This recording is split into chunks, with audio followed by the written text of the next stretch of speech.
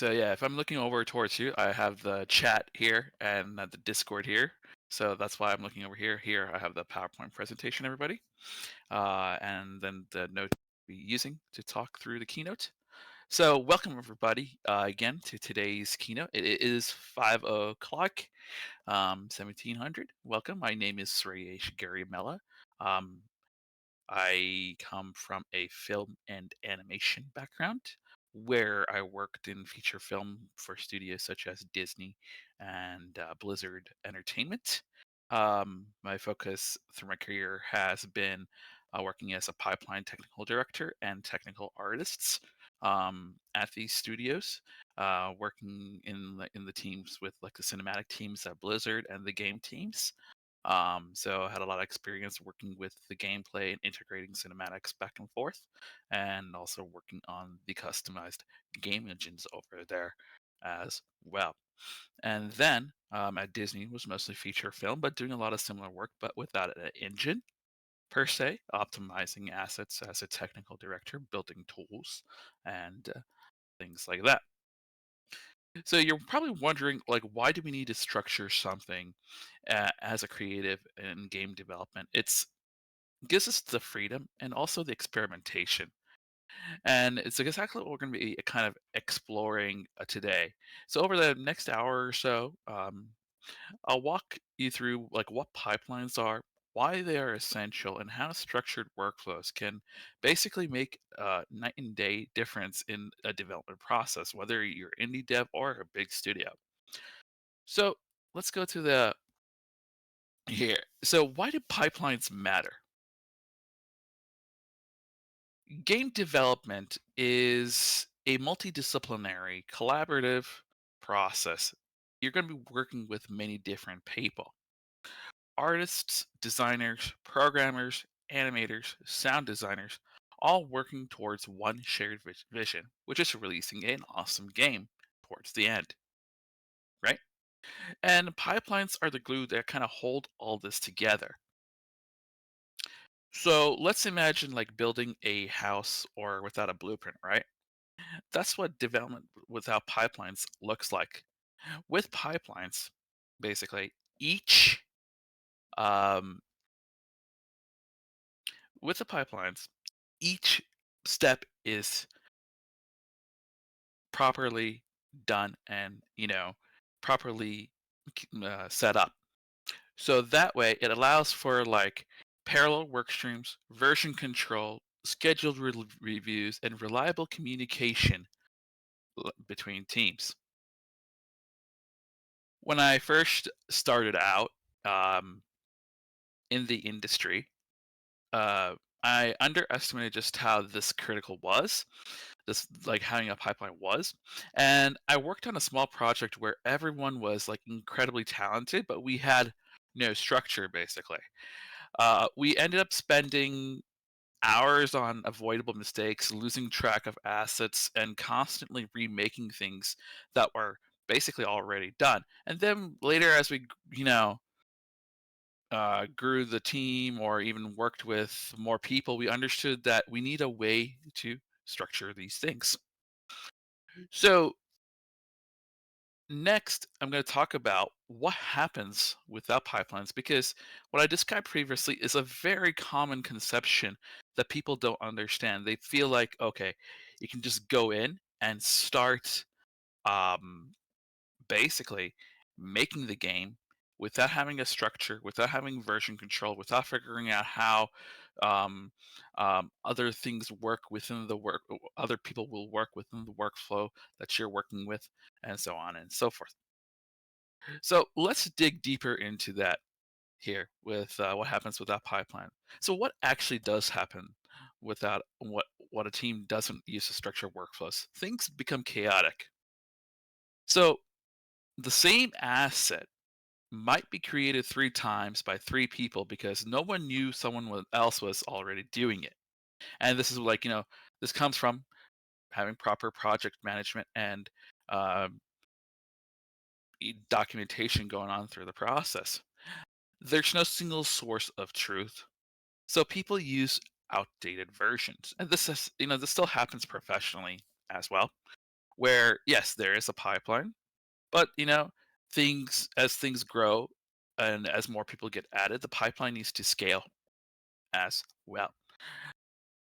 So feedback loops are broken down and updates get lost in a sea of emails or even threads like Slack or Discord when teams are communicating. So I'll give you an example.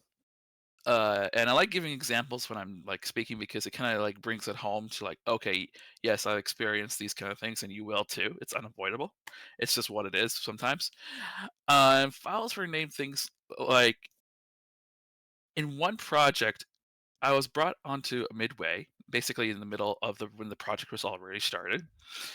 They had beautiful art but no structure. Files were named like Final 2 or weirdly named files which didn't make any sense to an outsider coming in. So I'm sure a lot of you know have experienced that when you just don't know how to have a naming convention. And naming conventions are very um, important to have as the process goes through. Helps with the versioning of what the version you're working on and all of that. And it's also the way things are tracked in an asset tracker in bigger studios with tools like ShotGrid or whatever for production and producers to work with to know what status the asset is on. And the cost here isn't just time, it's also morale.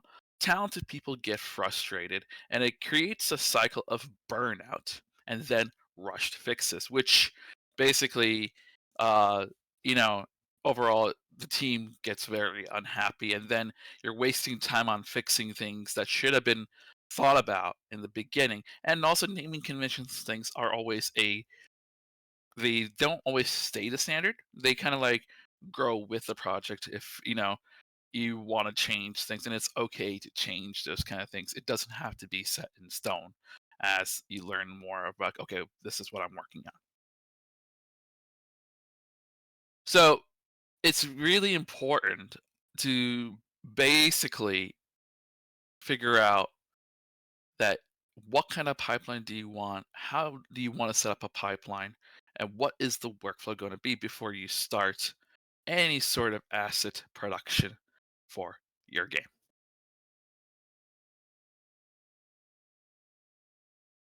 And this goes to the cost of no pipeline.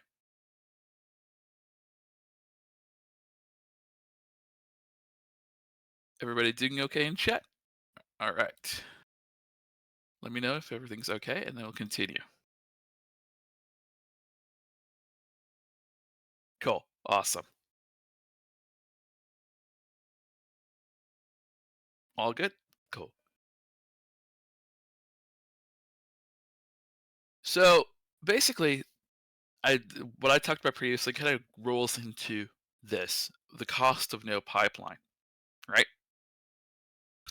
Without structured pipelines, basically, um, the cost becomes enormous. Also, when you think about games, you have to think about working on a budget, also working within the scope of what your budget allows, um, and then also making a really good game at the end, because we all know what the state of the industry is as is. Um, uh, and then this gives you a way to talk about like if you have it gets you missed deadlines if you don't plan properly because no one accounted for dependencies or delays, which happens a lot in projects, even though, like I said, they're pipelines. So it is crucial to learn about from how to set up a schedule as well and the scope when you're setting up the pipeline. And then there's also the time wasted, as you see. And when you're trying to hunt down the right asset version or figure out where things broke, this leads to a lot of wasted time. And with proper communication and where things are documented heavily, this saves a lot of headache overall. And I'm a big believer in documentation and overall just making communicating things where they should be. And because it it really helps people who, like I said earlier, who are maybe coming into the middle of the project, they don't feel so lost of like where things are, how things were before they got on board, and also just for training material down the road when you're working on your project with other people. And then also, this avoids the biggest thing that happens to creatives during the workflow processes and the pipeline process is burnout. And I've been there as well with burnout. It's a very unfortunate thing that happens to artists where you're feeling like, what's the purpose of this? And you get over that hump, and a lot what I figured out for the burnout, it was a lot of disorganization where things were just the same thing over and over and over and over again. And you'll learn this with the small or big projects that you work on, that staying organized will help you avoid uh, the burnout.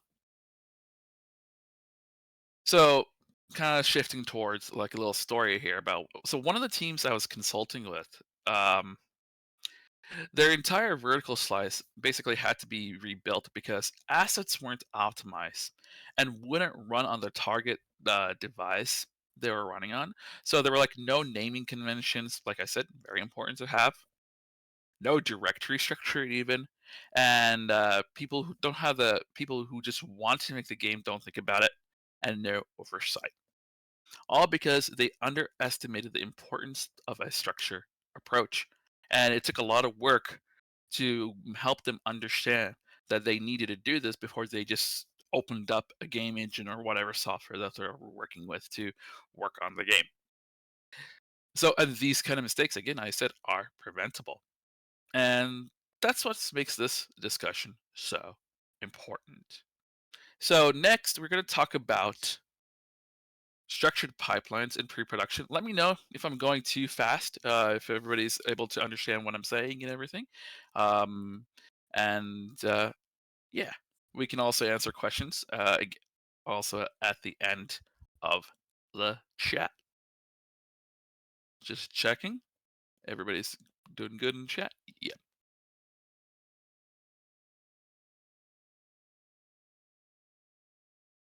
So basically, we're going to be talking about the cost of no pipeline now. We previously talked about what is it without a pipeline, and pipelines are always ever growing because sometimes new technologies and new even workflows will help people um, work faster, and they always get added, and then the pipeline shifts and things like that. But digressing there a little bit. So, without structured pipelines, the cost becomes enormous. So let me give you some real world breakdowns. Or yeah, with structured pipe, we're on structured pipelines. Sorry about that. I was thinking about the other one. So with structured pipelines on pre-production, we want to shift into solutions. We want to begin with pre-production, and pre-production is where we define the vision and establish a shared language across the team.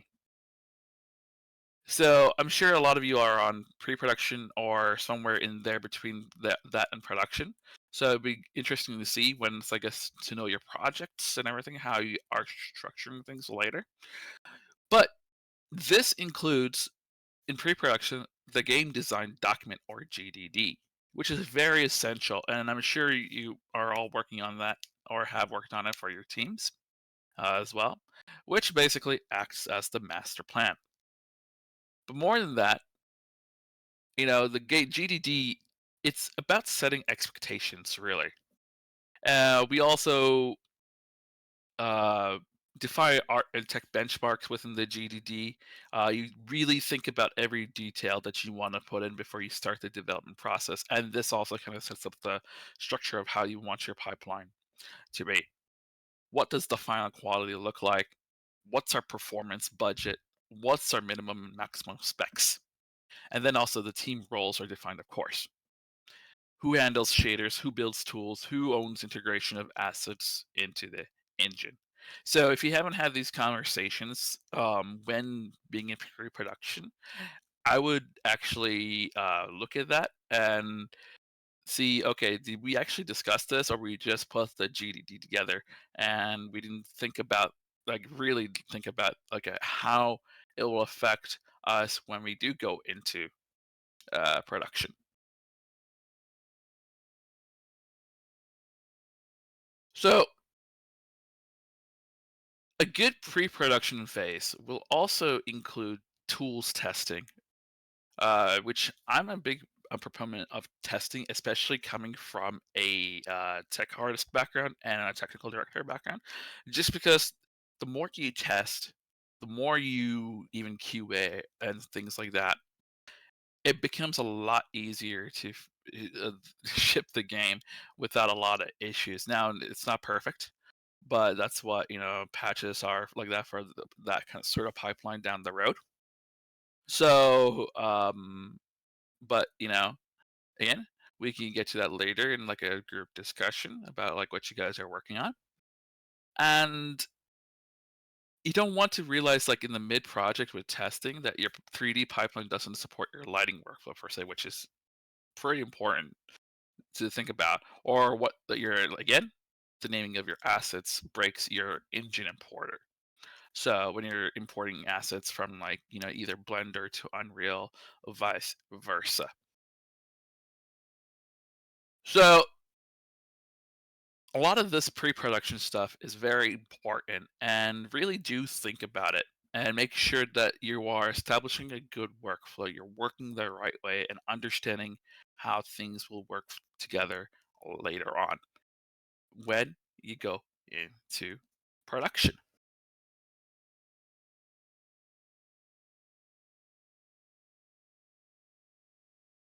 So is everybody understanding everything okay? Let me know in chat.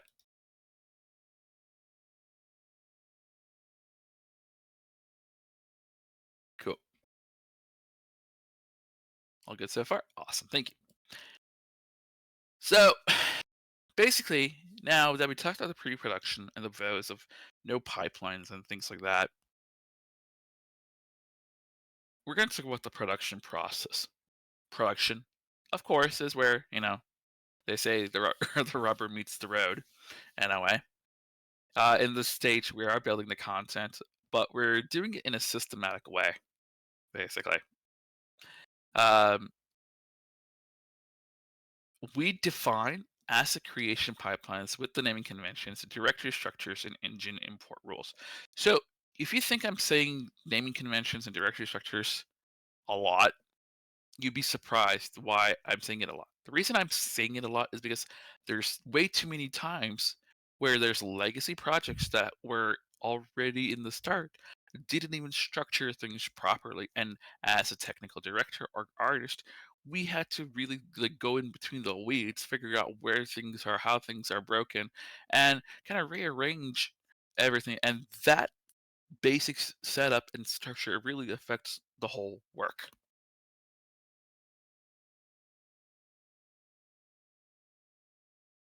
So basically, during the production process, we have art passes, where we block out have proxies, mid poly, high poly, and those are scheduled and reviewed regularly. And I would highly recommend in your workflows, if you haven't done so already, take a look at reviewing as you go and scheduling like weekly reviews of like how things are looking or how things are functioning. So it starts kind of like um developing in your head, because like this what happens in the studios, we have regular reviews for all assets, all stages of the pipeline. And uh it really helps because then you're not wasting time, everybody's on the same page. Also within the art passes, the code, we're working on code, and which is written mostly in sprints as well. Tech art supports integration through tools, automation, and performance validation. In one project that I worked on, we used automated import scripts, basically, which I developed and helped develop, that checked naming conventions again, and also like textile density and even material assignments. This cut our validation time basically in half by doing that. And as a tech artist, you kind of think outside the box for these kind of creative solutions to help improve the workflow throughout the game development process. And so basically, and also a structured pipeline helps with this entire team to move faster without sacrificing a quality. So, and there's like other tools that you will build as well that you want to think about when, sometimes the standard engine doesn't have everything that you need. And this just comes from me working in a place where a lot of things were custom built. Um, we've used workflows that Unreal Engine would use, but we every engine kind of copies the best of each engine um, when you're working professionally with game engines. So we're going to talk about structured pipeline and testing iteration. Let me know if I'm going too fast or not. Just keeping an eye on the time as well. And all right,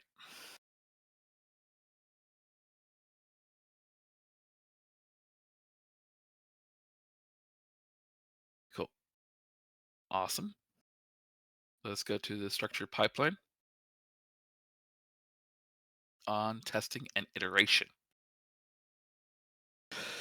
So basically, this part is we're going to be looking at testing and iteration. Testing and iteration are afterthoughts, and a lot of people forget that they're part of the process and they're part of the production loop. Play testing basically happens constantly. Internal tests, peer reviews, alpha and beta releases. And when I was working at games back at Blizzard, we did play test every week. We basically tested the game, tested the maps, figure out okay what was working, what's not working, where the bugs are, how are assets working from cinematics to the game team and things like that. And I'll talk about more of that kind of workflow later.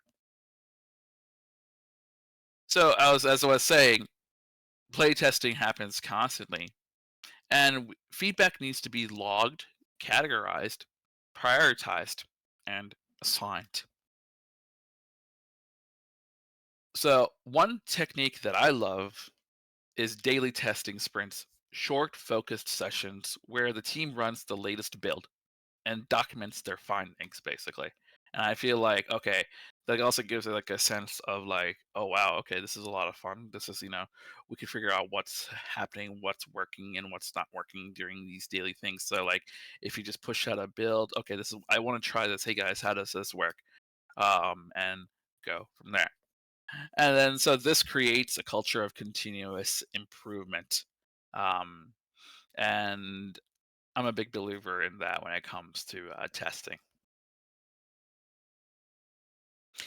And also, let's not forget about performance testing. Performance testing is huge because when it comes to different consoles, even hardware specs, learning how to performance test for those uh, uh, based on just CPU and GPU. Those are important things to learn about, even as developers, and keep in mind of what you need to discuss when you're developing the game. So, as developers, you should think about that not just as tech artists, but like, yes, are we going to be able to run this on a Switch? And is it going to feel the same as it does running on a high end system and running on a low end system? And think about optimization from the start.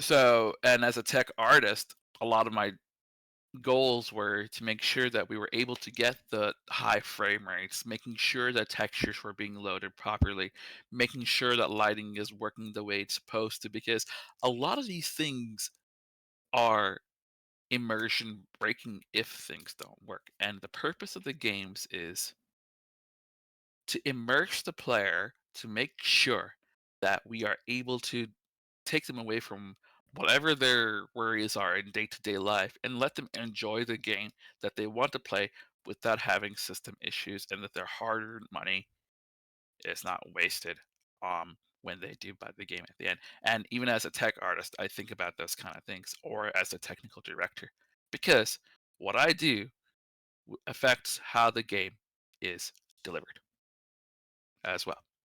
So, and as developers, what we do affects how the game is delivered. So we always want to make sure that when we're developing, that we are thinking about these things as we develop games. All right. So let's take a look at structured pipeline finalization and optimization next. This kind of everything kind of leads into everything in my uh, talk for today. So yeah. So now we're going to talk about, as I said, structured pipeline finalization and optimization. Finalization is not a mad scramble to fix everything. A lot of people get the misconception wrong. Uh, it's a methodical pass over every part of the game. And when game development, you have to be pretty methodical with the things that you want to do. In general, from the beginning, everything should have a purpose and a place. We finalize the art, audio, animation, and level design. We polish menus, optimize shaders, compress textures, and lock camera logic. This is where structured QA comes in, and QA is also very important. It's very important. Learning that from working on AAA games as well. Testing every feature under various scenarios and logging reproducible bugs as QA and also throughout the development process is essential. Learning what to look for, uh, making sure the QA understands that, hey, this is not supposed to act. Can you make sure and test that this is not, you know, acting this way, and then have them play the game as an end user would, so on and so forth. Because a lot of the communication affects how developers will approach their game when they need to go and fix things.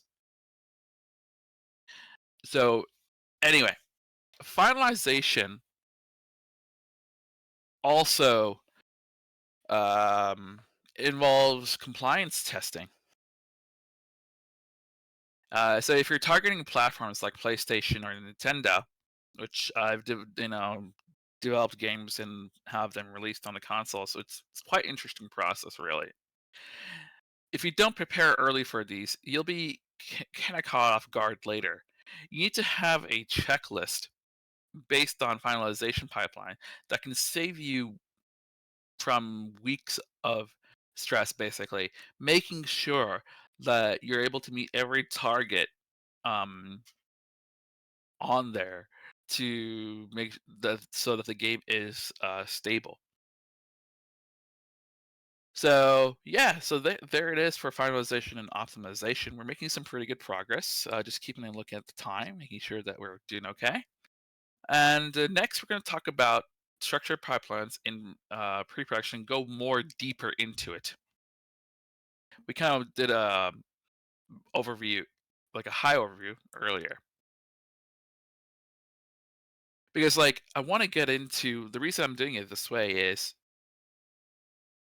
once you understand how important the workflows are, then you'll be able to think about these kind of things when you are working. It doesn't have to become a afterthought in your process. So let's do a deeper dive into this pre-production process. This phase includes gameplay prototyping, building gray box levels, rough mechanics, and interaction flows. And the reason I talk about this as a technical director, and an artist, because I do think about these things. When you're doing these things, even in pre-production, you have to make sure that when you're building things from scratch, that that you're able to complete these things and follow them through. And I think about every single step in the process. So it's also the narrative where team works on scripts, quest dialogue trees, and branching logic. In art, we are defining the concept, art defining styles, palettes, world building rules, style guides, ensuring character artists and environment artists are aligned.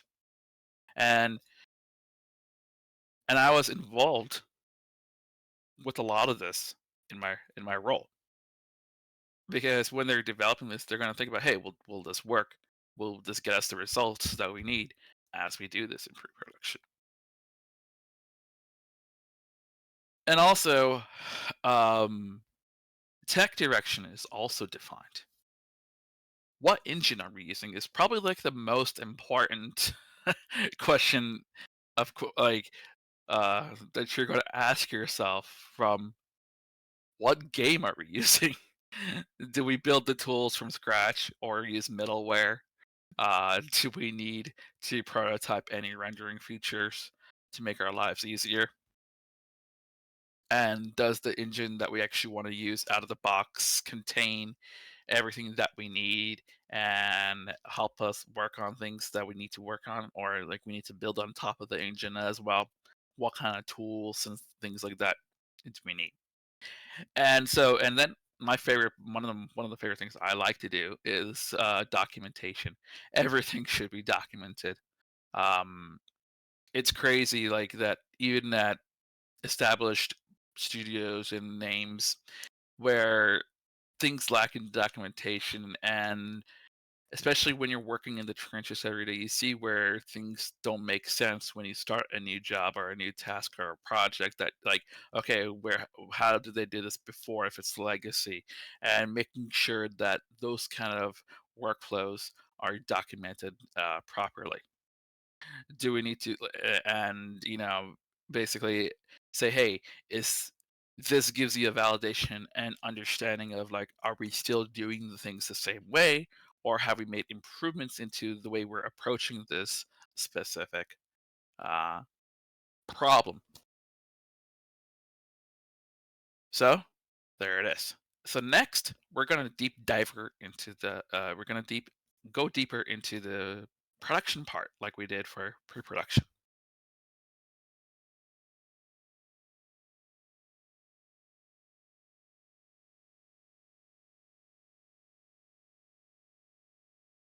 So as I have nailed it and said it plenty of times now, and enforcing it until it becomes second nature for a lot of teams. Production is about communication and iteration, no matter what type of film, games, you name it. We use Agile or Scrum basically to develop to structure development sprints. Uh, Professionally, I worked with tools like Jira or even Notion to help break work into stories and assign clear owners. And now this depends on the type of role you want to do on a game. So if you're a project management type or a production management type, to help the artist understand, and that that's your place to basically set up and not also put the artists in stress or pressure, to let them really carefully work on the thing and understand that, yeah, art and development takes time, and honing that process in. So tools like Jira and documentation tools like Confluence are really helpful. So make sure that if you don't have that set up, I would highly recommend looking at setting up like a Trello or um, basic systems. I'll play that. So because the reason you want to set this kind of stuff up too, in general, is that asset tracking systems monitor progress from block out to final in any sort of game that you work on in a studio that has a structured pipeline like this. And then also, um, Tech art pipelines ensure consistency between the FBX slash GLTF exports. You can apply LODs and automate naming checks as well. And so let me give you a quick example. Again, it's a little bit of story time here. Uh, when I was working, we used a custom Python tool in one project that auto import Blender assets into Unreal Engine with collision and metadata configured. The tool basically saved us dozens of hours across the project and just really helped us set up things a lot more properly and consistently. Now, there are things that you do want to automate, like these kind of things, and then things that you don't want to automate. And this is just coming from me as a technical director and technical artist, going through the workflow and production pipelines.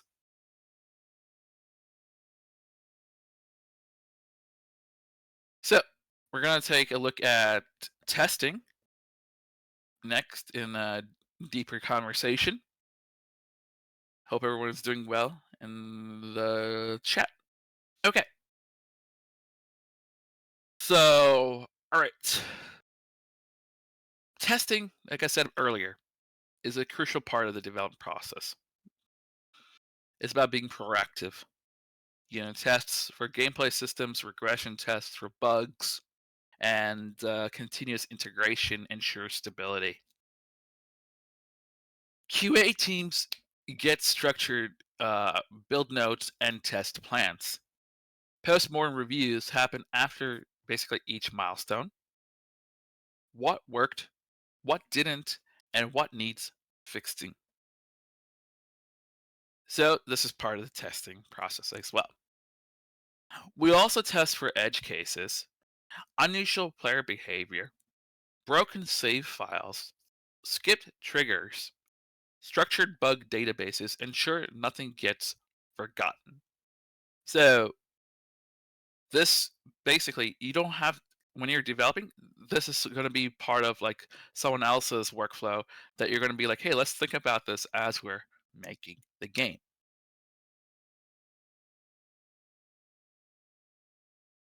So, all right, we're doing good on time as well. So here I want to talk about dive deeper into even the finalization now. Again, just because once we dive deeper to when I introduced like I said earlier, I was introducing the topics, and now I want to just like talk deeper into it.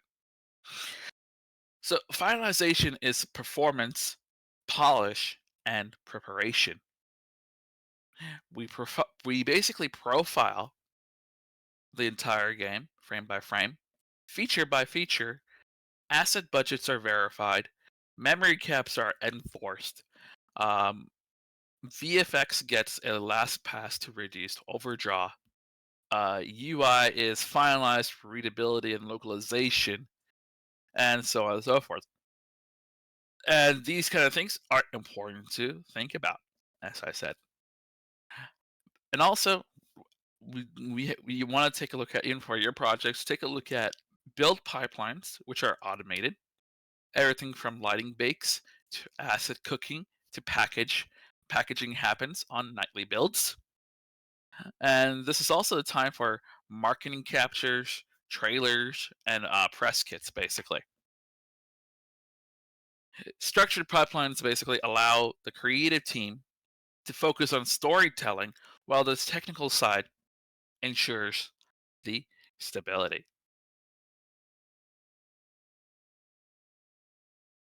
So basically, my previous experience working as a technical artist at Blizzard, I worked on all three games from Overwatch to Diablo and WoW. I learned on WoW and Diablo initially, and then focused mostly on Overwatch 2. Um, at Blizzard, every stage of the production was structured to the extreme. Asset pipelines were centralized. Version control was mandatory. Play testing was weekly. Pipelines were built with scalability in mind. And one amazing thing that we did Let's also run performance reviews for the pipeline themselves, not just the game. Basically, we review the tools and the workflows to continuously improve the development efficiency. That kind of mindset basically it helped us benefit from making the pipeline part of the actual product that we're developing in the end. We're not only developing art, but we're actually developing product that we want to release. So now let's talk about what can indies can learn from AAA studios and vice versa when it comes to workflows. So you don't need a giant team to benefit from structure. Small teams can use naming conventions, shared Notion boards. I use Notion a lot, so that's why you see me talking about it for professional and personal projects. Tools like Git and Trello, of course, and Blender to build reliable pipelines as well. And you want to start small with version control and have clear folder structures, regular check-ins, document your decisions as like recapping a lot of what we talked about, and then also track your assets. Even a three-person team can feel like a 30-person studio if their workflow is right. The goal is not to mimic AAA in size, but in the mindset. And once you think that, developing becomes a lot easier. And you want to think about the scope and how the scope affects your production workflows as well. So we briefly talked about different sort of tools that can support workflows. And I'm sure that most of you are familiar with a lot of these, if not uh, all of them. So just want to kind of go over the tools that support workflows. Is that version control is Git or Perforce. For project management, you want to use Jira, Trello. Game engines are examples of Unreal and Unity. Everybody knows that. And asset tools are like Blender, Maya, Substance Painter. And then if we want to establish continuous integration and development within the workflow pipeline, you can use GitHub Actions or even Jenkins. And that's more part of the technical artist side and the developers, like the side who's doing like DevOps and sysadmin things like that. And then also communications, which is important, Slack or Discord. So a little bit about like how I kind of help these tools, even as a technical artist. I often built the internal tools for this as a technical artist, like Python scripts, batch exporters, validation checkers, small utilities that saved hundreds of hours. And we can always ask the question, can this repetitive task be automated? And if yes, you can build a tool for it. So there it is. All right, we'll be wrapping up shortly soon. And then we may have some time to do a Q&A as well. A little bit. So let's wrap up with some key takeaways here really quickly.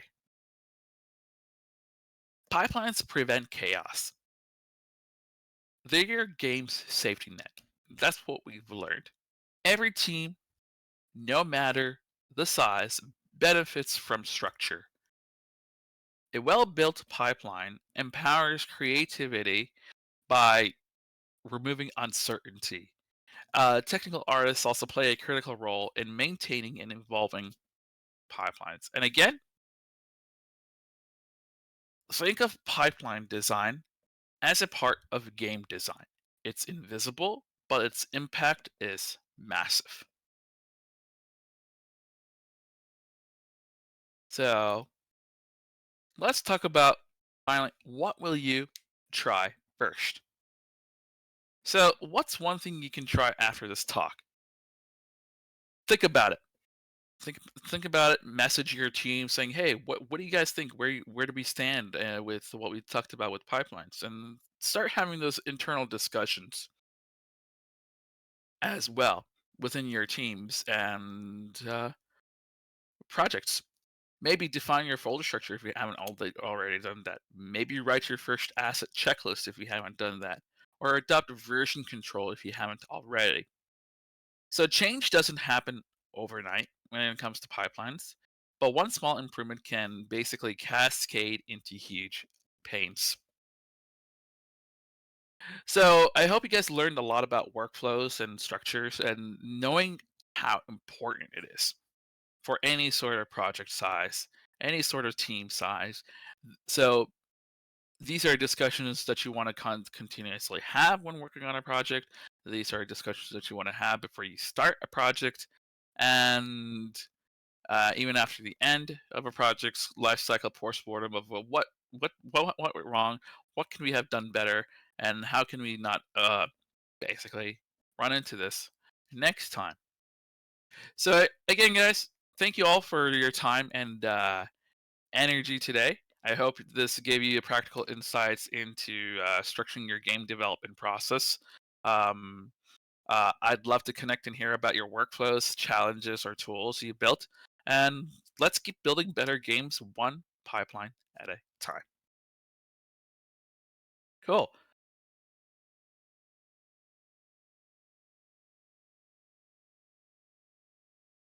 So, yeah, if you guys want to ask me questions in the chat, we can do that as well. Let me stop sharing the screen here really quickly.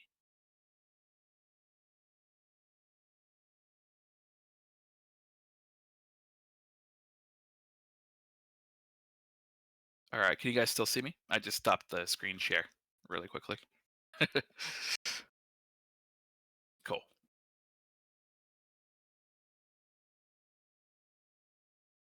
So, yeah, let me know if you have any questions. We can just have a conversation really quickly.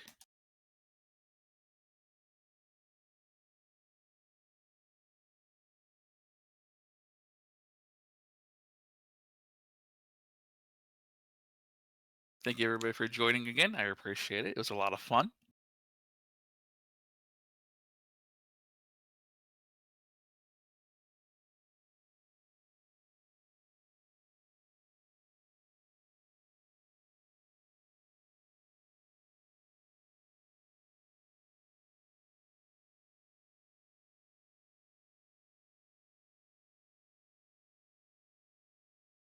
Okay, so that's an interesting question. What was the most skewed up looking pipeline that was surprisingly worked quite flawlessly, making of something at first glance look like insanity? I would say 90% of them that I worked on. 90% of the pipelines I worked on were basically like, what? Why are you doing it this way? And we should be doing it better. And then improving it from there because it was a lot of work. Like when people get set in their ways, they think, "Oh yeah, everything is working great." And then once we introduce the small factors, like, yeah, we may want to introduce this tools. It works. We don't know why, which is the classic thing. And basically, that's the most uh, the most interesting sort of way things happen, and it's with any sort of development and software troubleshooting and problem solving, those kind of, if it ain't broke, don't fix it. And then we want to fix it, we figure out it's gonna break, you know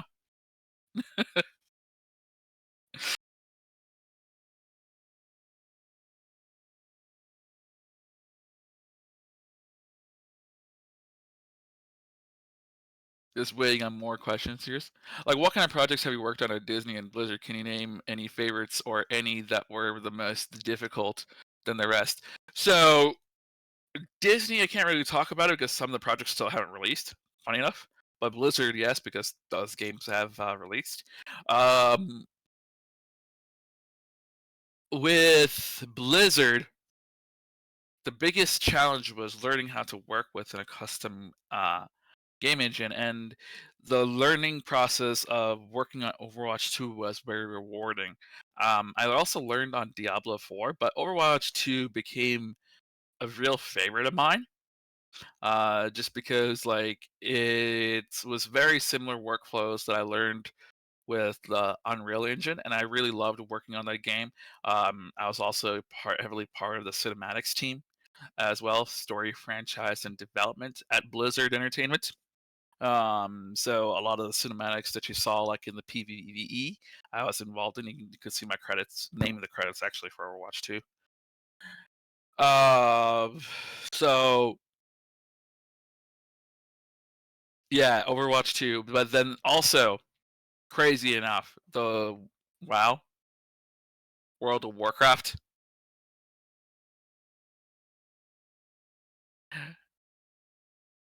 and that was interesting. That included a lot of archaic workflows. I was like, well, that's interesting. That's all I had to say when I was learning everything. And I did learn a lot with World of Warcraft as well. Diablo 4 was very interesting with the stuff I had to do within the games, and with the cinematic department and working with the game team as well. So you had some outsourcers here in Finland creating stuff for Diablo 4 and Overwatch 2, Red Hill Games. Nice.